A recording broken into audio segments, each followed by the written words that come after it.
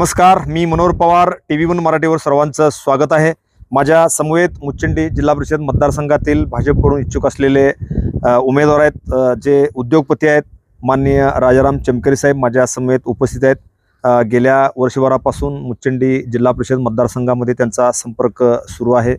गेल्या अनेक दिवसापासून प्रत्येक गावगाड्यापर्यंत ज्या लोकांच्या समस्या आहेत, ज्या गावातील समस्या आहेत, ज्या जिल्हा परिषद मराठी शाळेच्या समस्या असतील, अंगणवाडी शाळेच्या समस्या असतील, तिथल्या रस्त्यांच्या समस्या असतील, दिवाबत्तीच्या सोय असतील, ग्रामपंचायतीला येणारा जिल्हा परिषद पंचायत समितीचा निधी असेल, या संदर्भात त्यांनी अनेक वेगवेगळे लोकांच्या बरोबर त्यांनी संपूर्ण माहिती घेतलेली आहे आणि येणाऱ्या जिल्हा परिषद निवडणुकीसाठी ते स्वतः इच्छुक आहेत. त्यामुळं माझ्या समवेत ते उपस्थित आहेत. त्यांना आपण विचारूया कशा पद्धतीने त्यांचा संपर्क दौरा सुरू आहे. चमकरे साहेब नमस्कार. नमस्कार. गेल्या 5 ते 6 महिन्यापासून मुचंडी जिल्हा परिषद मतदारसंघामध्ये तुमचा संपर्क सुरू आहे.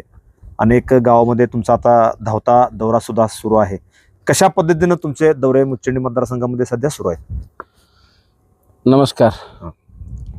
मी मौजे कोळगिरी श्री क्षेत्र आदमापूर मंदिरामध्ये बसून मुचंडी जिल्हा परिषद 16 गावात संपूर्ण दौरा करत आहे. मी मुळात एक व्यावसायिक असल्यामुळं देशभर माझं पुस्तकाचं होलसेल सप्लाय होत असल्यामुळं माझं कनेक्टिव्हिटी ऑल ओव्हर इंडिया आहे. त्यामुळं मला एक्सपिरियन्स भरपूर आहे सगळ्याच पद्धतीचं. इवन शेतकरीचे प्रश्न असतील, एखाद्या बेरोजगाराचे प्रश्न असतील, व्यापाऱ्यांचे प्रश्न असतील, सगळे प्रश्न तुम्हाला माहिती आहेत? सगळे टोटली माहीत आहे. आणि मुळात मला राजकारणात, समाजकारणात पहिल्यापासून आवड आहे. गेली 20 वर्षे मी सातत्यानं काय ना काय उद्देशानं समाजकारण करत आहे. लोकांचे संपर्क ठेवून आहे, संपर्क ठेवून आहे. 2017 साली आमच्या आत्याला सुद्धा आम्ही काँग्रेस पक्षातर्फे जिल्हा परिषद उमेदवारी द्यायला लावून, त्यावेळेला प्रचाराचे धुरा तुमच्याकडे होते? टोटली माझ्यावर होतं. त्यामुळं कोळगिरी गाव असं आहे, एक रोल मॉडेल म्हणून उगवतं गाव या महाराष्ट्रामध्ये नावारूपाला येऊ शकतं. कारण इथली गावकऱ्यांची संमती आहे सर्व गोष्टीला, विकासाला. त्यामुळं भविष्यात मुचंडी जिल्हा परिषद हा जत तालुक्यामध्ये नंबर 1चं स्थान घेणार हे मनोमन मला खात्री आहे.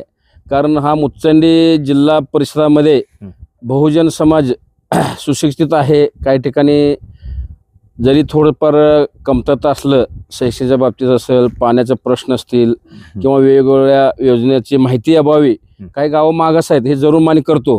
पण मी मुळात एक व्यावसायिक असल्यामुळं प्रत्येक योजना मला माहीत आहेत. जिल्हा परिषद योजना असतील, पंचायत समिती असतील, ग्रामपंचायत असतील, केंद्र शासन, राज्य शासन, जे काही योजना आहेत त्याचा भरपूर मी अभ्यास केलो आहे आणि करतो आहे. त्यामुळं जुने प्रश्न आणि नवीन प्रश्न आणि भविष्यात येणारे प्रश्न त्याच्यावर उपाय म्हणून मी आज कोळगिरी गावामध्ये एक बाळूमामाचं मंदिर स्थापलं आहे. 31 जुलैपासून मी कंटिन्यू ह्या क्षेत्रात कायमस्वरूपी समाजसेवा, राजकारण क्षेत्रामध्ये सुद्धा तुम्ही काम करायला चालू केले. श्री संत सद्गुरू बाळूमामा ट्रस्टच्या रूपानं आम्ही सेंट्रल ट्रस्ट करून तिथं कोल्हापुरातलं आदमापूर असेल, कनेरमठ असेल, त्या धर्तीवर इथं शेतकऱ्यासाठी सेंद्रिय पद्धत, इस्रायल टेक्नॉलॉजी, विनामाती शेती आणि संरक्षित शेती कसं करता येईल आणि त्या माध्यमातून शेतकऱ्यापर्यंत पोचून शेतकऱ्यांनाही फायद्याचं शेती कसं करता येईल, इस्रायल टेक्नॉलॉजी वापरून त्यांचं प्रबोधन करून आणि त्याचं प्रात्यक्षिक वेगवेगळे प्रयोग म्हणून माझ्या मळ्यामध्ये होत राहणार आहेत. आता सध्या चालू आहे. आता काय केले मळ्यामध्ये तुम्ही त्या पद्धतीने? आता सध्या मी वेगवेगळ्या प्रकारच्या आंब्याची बाग लावल्या, त्यानंतर नारळाची बाग लावल्या, सुपारीची लावल्या, फुल झाडं लावले आणि फळझाडं लावले. आंतरपीक म्हणून भाजीपाला सुद्धा घेतोय. त्याचं सुद्धा आता उत्पन्न चांगलं चालू झालेलं आहे आणि सगळं ड्रीप सिस्टीम आहे. आणि माझं भविष्यात असं आहे, विना मॅन आता कसं या टेक्नॉलॉजीमुळं जग बदलत चाललंय, तुम्ही या टेक्नॉलॉजी यूज करून शेतीत कसं कमीत कमी रोल मॉडेल करणार आहे जत तालुक्यासाठी करणार हे सत्य आहे आणि शाश्वत आहे. भले राजकारणात मी कुठं तर कमी पडन, पण ही मुचंडी जिल्हा परिषद समाजसेवा करण्यासाठी, लोकांना विकासाच्या मुख्य पर्वत आणण्यासाठी जोरदार प्रयत्न राहणार आहे. राजकारण हा माझा पिंड नाही, पण समाजकारण हा मात्र माझा पिंड आहे. त्यामुळं मला देवानं भरपूर दिले, पण त्याच रूपात तुम्ही सुद्धा कुठल्या तर माध्यमातून कुठल्या ठिकाणी शासन कमी पडलं तर आम्ही समोर येऊ. पावनी फाउंडेशन आमिर खान जसं मदत करतं शासनाला तसं मी बाळमामा फाउंडेशनच्या वतीनं मी शेतकऱ्यासाठी भरपूर काम करण्याचा निर्णय केलेला आहे. त्यामुळं मला सर्व 16 गावातील मतदारांनी, जागरूक मतदारांनी, सुशिक्षित मतदारांनी मला निवडून द्यावं हे माझी नम्र आव्हान आहे, विनंती आहे. तुमचं बालपण कुठे गेलं? कोळगिरीमध्ये गेलं? माझं आजोळ वळसंग आहे, तिथं माझं जन्म झालं. 1ली ते 4थी पर्यंत मी वळसंगला शिकलं. तिथले बरंचसं मला संस्कार झाले गुरुजींचं, आणि त्या संस्काराच्या रूपानं पुढं मी शाळा बदलत 5वी ते 10वी पण गुड्डापूरमध्ये शिकलं. तिथंही धानामा देवीच्या ठिकाणी चांगल्या सुविधा होत्या. त्यानंतर 11वी 12वी माझं माडगावमध्ये झालं.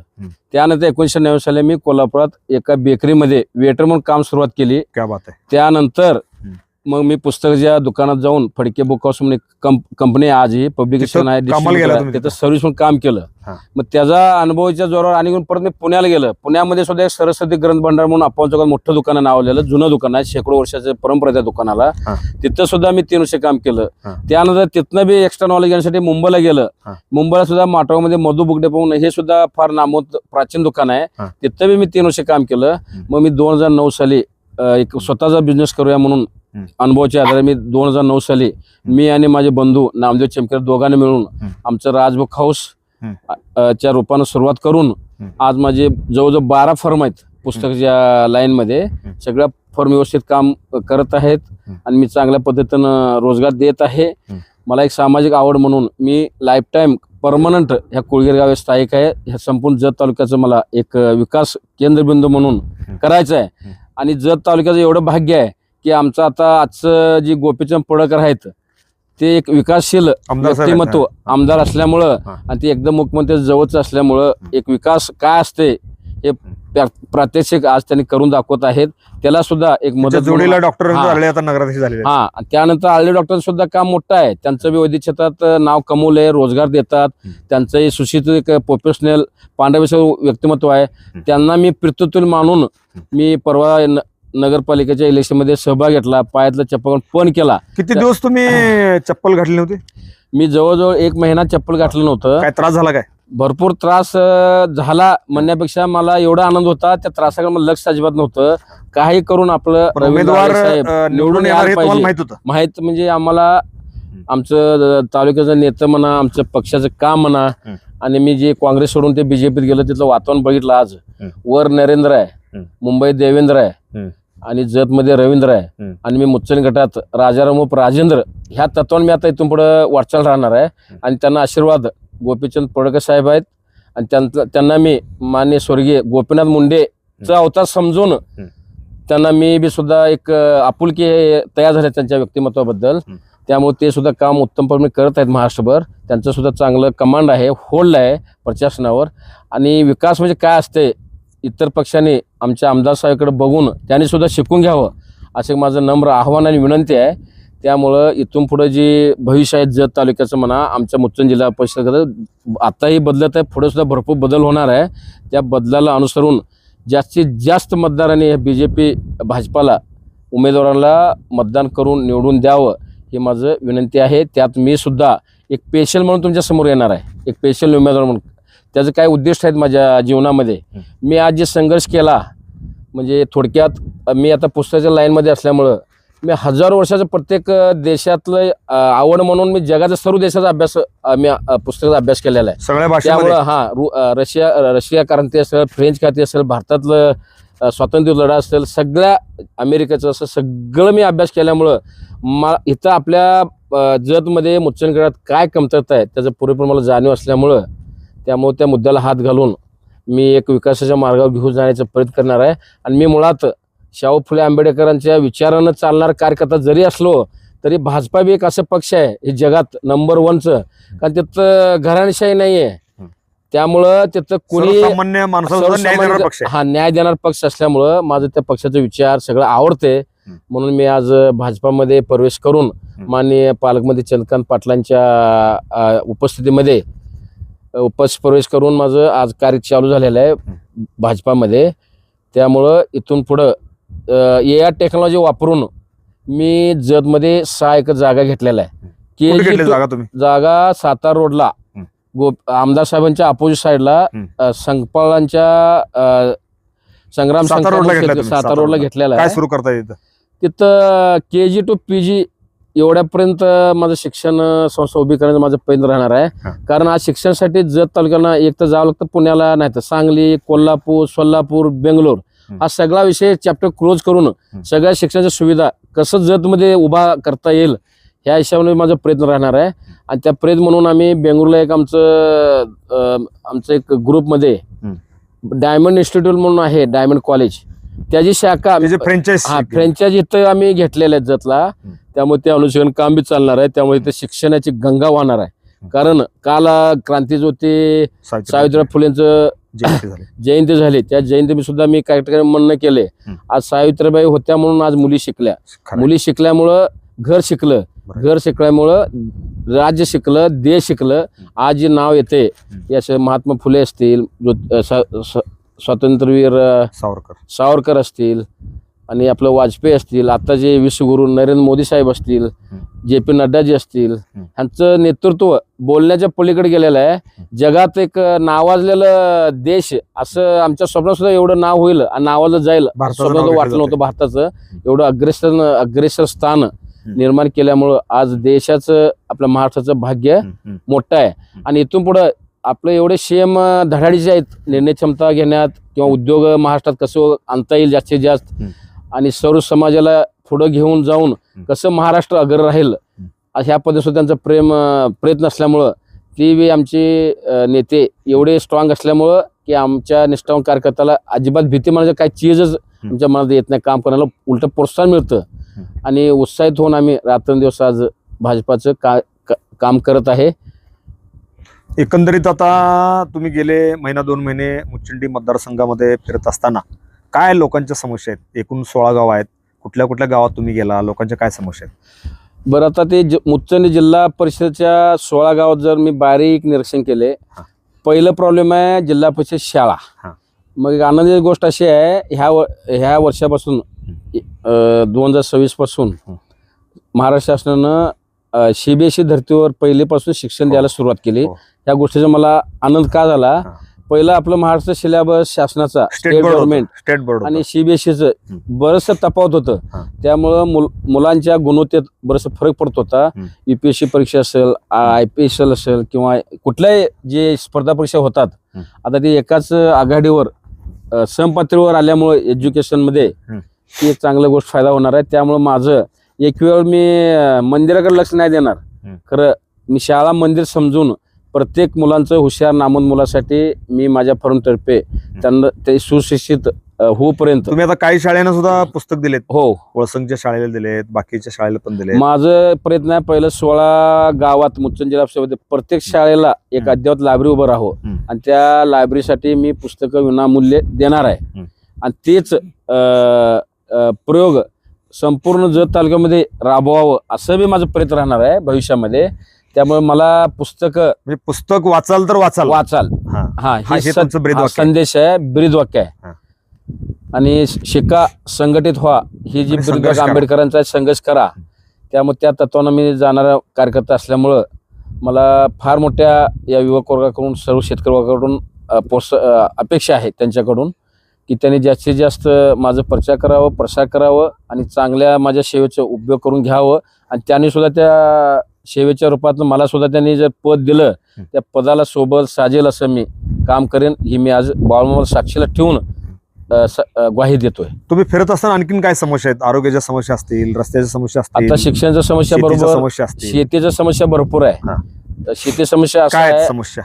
शेतीच्या मूळ समस्या असा आहे, आपण संरक्षित शेती न केल्यामुळं आणि बाजारपेठेचं मूल्यांकन किंवा अवमूल्यन किंवा माहिती न घेता पीक गिरायक बघून पुढे बांधायला पाहिजे शेतकऱ्यांनी.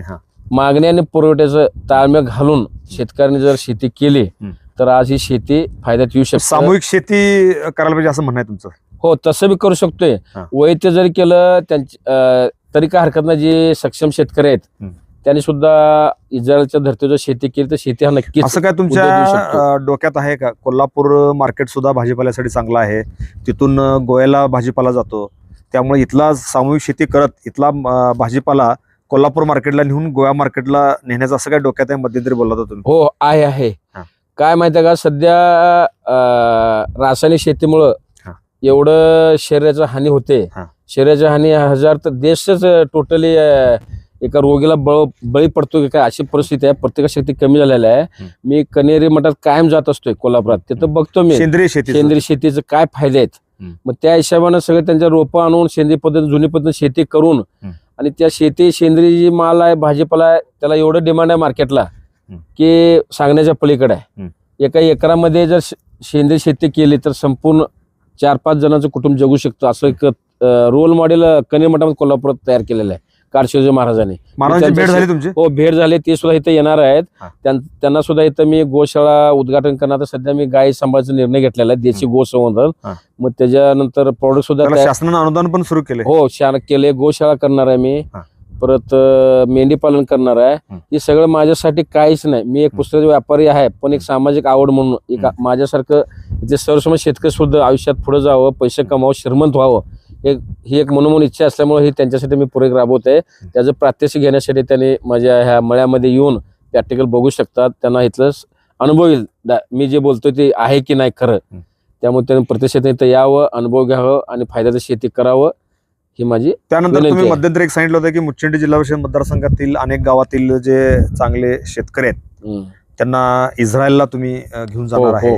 त्यानंतर त्यांना आणून तुमची इथली शेती दाखवणार आहे की कमी पाण्यामध्ये अगदी मनुष्यबळ कमी लावून जास्तीत जास्त उत्पादन कशा पद्धतीने येईल याचं तुम्ही त्यांना मार्गदर्शन करणार आहे. काय सांगता येईल तुम्हाला? बरं, एक इस्रायल हा जगाचा सर्वात आवडता देश आहे इस्रायल.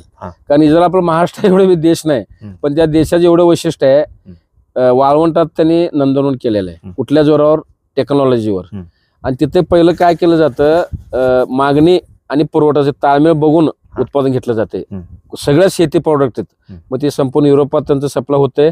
त्याच पद्धतीने सुद्धा आम्ही एक गड तयार करून सध्या मार्केटला काय डिमांड येऊ शकतं, कुठल्या महिन्यामध्ये येते आणि कधी एकाल महिन्यात किंवा कुठल्या सीजनला पीक घ्यायचं. आणि आम्ही काढलेलं माल कसं स्टोरेज करता येईल, कोल्ड स्टोरेज, ह्या गोष्टी पाहिजे सुविधा हे आपलं उभं करायचा प्रयत्न राहणार आमच्या मळ्यामध्येच. ज्यावेळी मार्केटला रेट येईल त्यावेळी आपण ऐकायला पाहिजे. त्या दृष्टीनं मी एक जत नागरिक सहकारी पसरून एक संस्था सुद्धा काढलेला आहे. मी शेतकऱ्यासाठी सरळ हाताने मी लोन बी देणार आहे त्यांना. त्यानंतर शिक्षणासाठी बी एज्युकेशन लोन देणार आहे. असे बरेचसे वेगवेगळे संकल्पना आहेत. आज मी नुसतं बोलून उपयोग नाहीये. तुम्ही एकदा मला निवडून द्या, मग तुम्ही 5 वर्षाचं माझं जे बोललोय नंतर तुम्ही अनुभवा. ही कोळगिरी गाव असं आहे, एक पहिल्यापासून एक कोळगिरी हे मान्य सिद्धेश्वामीचं आवडतं गाव आहे, स्वच्छतेचं गाव आहे. इथं एकी आहे आणि इथं लोक सगळे प्रकाश मिळणार आमच्या गावात. शेतकरी आधुनिक पद्धतीने शेती करतात, कांद्यामध्ये सांगलीमध्ये 1 नंबर उत्पादन करतात, कष्ट करतात आणि व्यवसाय करतात चांगले इथे. आणि मेंढपाळ सुद्धा इथं चांगलं व्यवस्थित सांभाळलं जातं, गाय पालन केलं जातं आणि भाजीपाल्याची शेती सुद्धा इथं आमच्या गावामध्ये केलं जातं.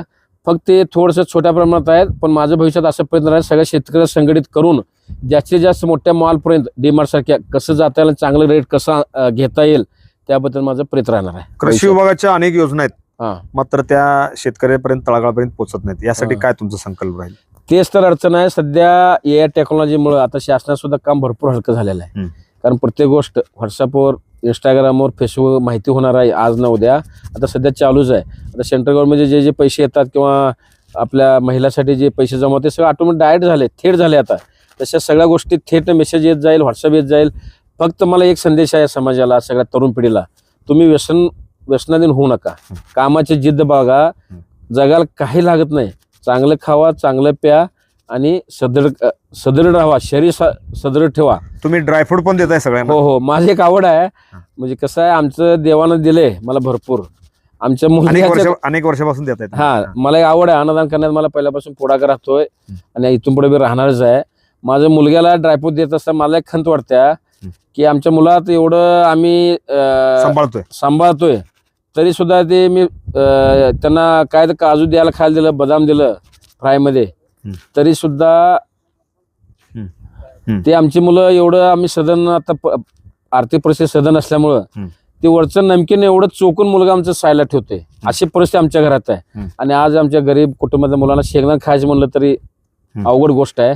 मग ती एक दुःख आहे. माझे एक असं प्रयत्न राहणार आहे प्रत्येक शेतकऱ्याला प्रत्येक गरीब मुलगा जत तालुक्यात प्रत्येकाच्या तोंडात माझ्या बाबामाचा प्रसाद म्हणून ड्रायफ्रूट मी देणार. जसं जमल तसं प्रत्येकाला मी रोज देत असतोय. मग ते कितीला पडतंय काय कॉस्ट ते अजिबात विचार करत नाही मी, किंवा मला परवडते नाही परवडते का विषय त्याचा नाही. एक मला आवड म्हणून एक संकल्प आहे, हा एक संकल्प आहे माझं. प्रत्येक शेतकऱ्यापर्यंत त्यांनी कधीच खाल्लं नसेल आयुष्यामध्ये असं ड्रायफ्रूट त्यांनी खावं ही माझी मनोमन इच्छा आहे. एकंदरीत आपण बघितलं तर सध्या निवडणुकीचं माहोल सध्या सुरू झालेला आहे. येणाऱ्या 2-3 दिवसामध्ये आचारसंहिता सुद्धा जाहीर होणार आहे. आणि आता तुम्ही पूर्ण मतदारसंघात अमृतवाडी असेल, मुच्छिंडी असेल, रावळगुंडवाडी असेल, उंटवाडी असेल, येळदरी असेल, कोळगिरी असेल, सुरडे असेल, या गावामध्ये तुम्ही फिरलात. रावळगुंडवाडी येथे एक छोटासा कार्यक्रम पण परवा जोरात ठेवला होता तुम्ही. कन्नडमधल्या ढुळीन गाण्याचा कार्यक्रम ठेवला होता. दिवसभर अनेक लोकांनी ते ऐकून मंत्रमुग्ध झाले आणि लोकांना प्रसादची व्यवस्था पण केली. तुम्ही काय सांगता येईल तुम्हाला? बरं, मी जे आता जर माझं जे स्टँडिंग रोल आहे, मी लोकांना काय तर भूलभुलया मारून काय तर थापा मारून निवडून यावं हा मुळात असं माझं व्यक्तिमत्व नाही आहे. मी एक सामाजिक पूरक म्हणून संस्कारिक भजन कीर्तन लोकांना उपदेश देऊन लोकांनी चांगल्या पक्ष बी न बघता एखादं चांगला स्ट्रॉंग उमेदवार असला, गुणवंत, ज्ञानवंत, विकासशील व्यक्तिमत्व जर असलं त्याला तुम्ही मतदान करा असं माझं नम्र आव्हान आहे. कारण काय होतं, आज चांगले लोक गेले पाहिजे. हा, चांगले लोक जायला पाहिजे, हा जायला पाहिजे, हा प्रश्न मांडले पाहिजे. जिल्हा परिषद, पंचायत समिती असेल, संस्थेत असेल आणि इकडे विधानसभेत असेल. चांगले लोक कधी जाणार आहे? तुम्ही लोकांनी ठरवायला पाहिजे की कुणाला मतदान करायचं, कुठल्या उमेदवार मतदान करायचं, त्या मतदारांचं चारित्र्य काय. तसं जर बघून जर जनता जर शहाणा होऊन जर निवडून दिलं प्रतिनिधींना तर आपल्याला काहीच विकासात अडचण येणार नाही आणि सगळे प्रश्न मांडतील आणि विकास सुद्धा मोठ्या प्रमाणात होईल. यस. एकंदरीत आता निवडणुकीचा माहोल अगदी आता जवळ आलेला आहे. 2-3 दिवसात आचारसंहिता सुरू होणार आहे.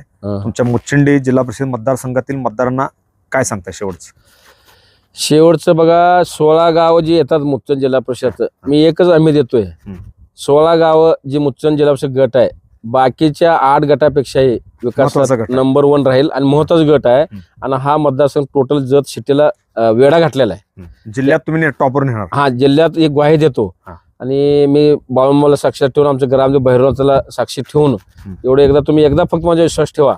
बरं, हे विश्वास ठेवण्यापेक्षाही माझं कार्य तुम्ही येऊन गावात बघा, प्रॅक्टिकल गावात स्वतः लोकांना विचारा की राजाराम चमकेरे हा उमेदवार कसा आहे. त्यामुळं आमच्यासारखे जर माणसं राजकारणात जर आले, सहमार्गी लोक, तर निश्चितपणे विकासाची गंगा गावोगावी जाईल. गाव एवढं हमी देतो मी जाणार. ओके, धन्यवाद. हे होते माझ्या समवेत मुच्छिंडी जिल्हा परिषद मतदारसंघातील जिल्हा परिषदेचे इच्छुक उमेदवार माननीय राजाराम चमकेरे. एकंदरीत 15-20 मिनिटांमध्ये आपण कसा घडलो, एकंदरीत जिल्हा परिषद शाळा असेल, हायस्कूल असेल, त्यानंतर कोल्हापूरला जाऊन, त्यानंतर पुण्याला जाऊन, मुंबईला जाऊन कशा पद्धतीनं ते उद्योगपती झाले त्यांचा इतिहासही त्यांनी सांगितलेला आहे. एकंदरीत निवडून आल्यानंतर इस्रायल टेक्नॉलॉजी असेल, शेतकऱ्यांचा विकास असेल, सामूहिक शेती असेल, शेतकऱ्यांचा मालला दर मिळाला पाहिजे अशी एकदम कोल्ड स्टोरेज असेल, त्यानंतर KG to PG पर्यंत जतमधलं जे शिक्षणाची संस्था असेल हे संपूर्ण करण्याचं त्यांनी या ठिकाणी शिवधनुष्य खांद्यावर घेतलेलं आहे. आणि येणाऱ्या 2-3 दिवसामध्ये निश्चितपणे आचारसंहिता सुरू झाल्यानंतर पुन्हा एकदा दुसरा दौरा त्यांचा मतदारसंघात होणारच आहे. आज आमच्या TV1 मराठीच्या या निमित्तानं या ठिकाणी येऊन तुम्ही तुमचं या ठिकाणी मनोगत दिल्याबद्दल मी TV1 मराठी परिवाराकडून तुमचं या ठिकाणी आभार व्यक्त करतो. धन्यवाद. नमस्कार. Press the bell icon on the video and never miss another update.